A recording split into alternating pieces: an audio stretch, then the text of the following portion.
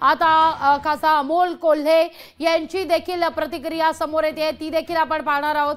खासदार अमोल कोल्हे या सगळ्या मुद्द्यावर काय म्हणालेत हे देखील आपण ऐकणार आहोत।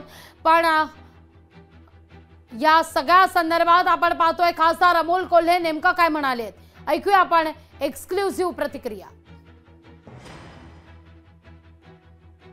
बातमी माझ्याही सोशल मीडियाच्या माध्यमातून वाचनात आली आणि या एकूणच सगळ्या प्रकरणावरच एक संशयाची चादर ही तयार झालेली आहे। म्हणजे अशा पद्धतीनं जर आरोपी हा पोलिसांच्या संरक्षणात असताना रिव्हॉल्वरने स्वतःवर गोळी झाडून घेऊ शकत असेल तर नक्की पोलीस खात्याच्या विषयीच नेमकं प्रश्नचिन्ह हे निर्माण होतं।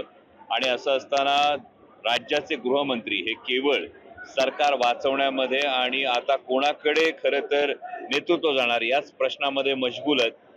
स्वतः गृहमंत्र्यांच्या जिल्ह्यामध्ये नागपूरमध्ये 240 दिवसात 213 बलात्काराच्या घटना घडल्या। तर गृहमंत्र्यांच्याच होम टाउन मध्ये होम डिस्ट्रिक्ट मध्ये ही परिस्थिती असेल तर गृहमंत्र्यांचा किती वचक आहे हीच गोष्ट स्पष्ट होते। आणि यामध्ये हा जो प्रकार बदलापूरच्या बाबतीत घडलाय हा खरोखर नेमका का घडला याची सखोल चौकशी केली गेली पाहिजे आणि हे सत्य जनतेसमोर यायला पाहिजे। लोकशाही मराठी ऐका, पहा, जागरूक रहा।